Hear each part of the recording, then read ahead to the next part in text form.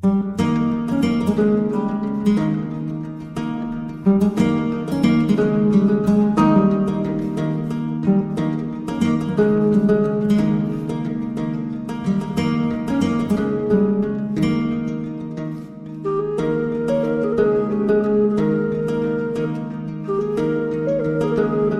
বন্ধুরা, তোমাদের সবাইকে ব্লগার দি অফিসিয়াল চ্যানেলে অনেক অনেক স্বাগত।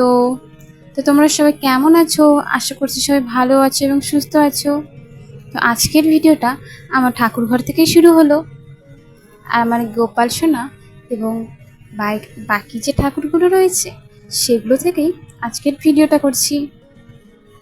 চলো, আজকে দুপুর থেকে ভিডিওটা যেহেতু করছি, তাই দুপুরে আমি আমার গোপাল ঠাকুরের ভোগটা দিয়ে নিলাম। এরপর আমি চলে যাব রান্না করার জন্য। তো তার আগে না একটু ফ্রেশ হয়ে নেব, মানে স্নান হয়ে গেছে, এখন শুধুমাত্র সিঁদুরটা পরা বাকি। সিঁদুর পরবো আর একটু ক্রিম ব্যবহার করে নিয়ে তারপর চলে যাব দুপুরে রান্না করতে। আজকে দুপুরে রান্না করেছিলাম ডিমের তরকারি। তো ডিমের তরকারিটা আমি ঠিক কীভাবে রান্না করেছিলাম সেটা তোমাদের সাথে শেয়ার করব। অনেকে অনেক রকমভাবে রান্না করে থাকে, আমি একটু অনেক রকমভাবে রান্না করে থাকি। তো চলো তোমরা ভিডিওটা দেখো। আর আমার এই নতুন ভিডিওটি যদি তোমাদের ভালো লাগে তাহলে কিন্তু আমাকে অবশ্যই একবার জানিও।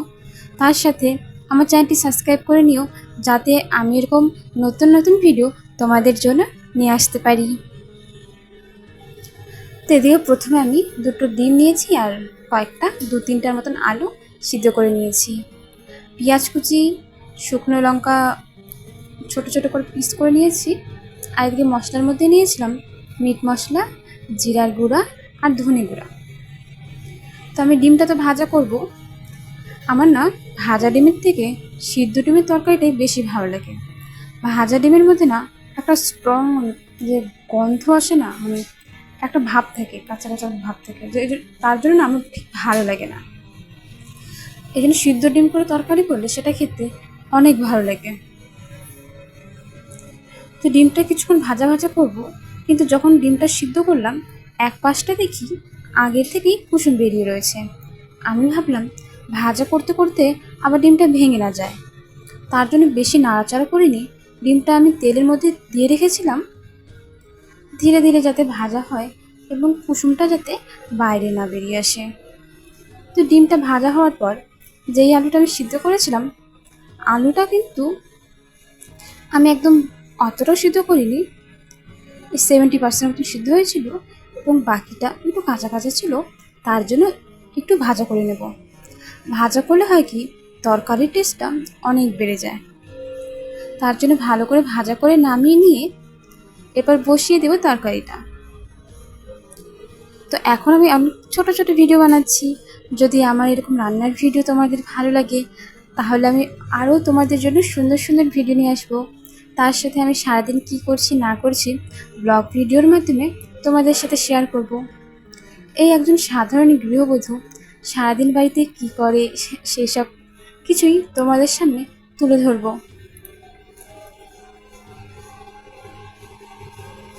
করতে করতে 2-1টা মশলা আমি একসাথে মিশিয়ে নেব। তো তেলে পেঁয়াজ দিয়েছি, অন্য কোনো মশলা দিচ্ছি না, মানে এই ধরো রসুন, আদা, টমেটো এসব দিচ্ছি না। গুঁড়ো মশলা দিয়ে রান্নাটা করছি। আর গুঁড়ো মশলা যদি একবারে দিই তাহলে কিন্তু মানে মশলাগুলো জ্বলে যাওয়ার সম্ভাবনা রয়েছে, তখন খেতে না ওটা তিতা তিতা মনে হতে পারে।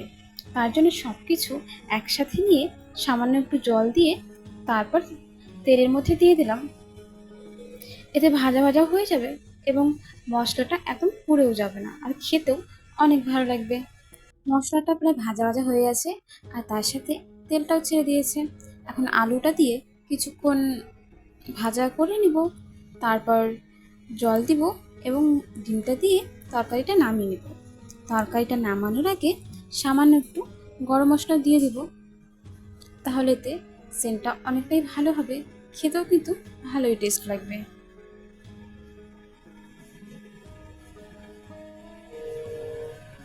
তারাও তোমাদের দেখাচ্ছি আমার রান্না হয়ে গেছে। এই যে ডিমের তরকারিটা হয়ে গেছে এবং তার সাথে সকালে আজকে বানিয়েছিলাম লাউর ডাঁটার চচ্চড়ি। তো এখন এটা দুপুরে খাওয়া দাওয়া করে নেব। তাহলে চলো আজকের ভিডিওটা এখানে শেষ করছি, দেখা হবে পরের ভিডিওতে। সবাই ভালো থেকো, টাটা।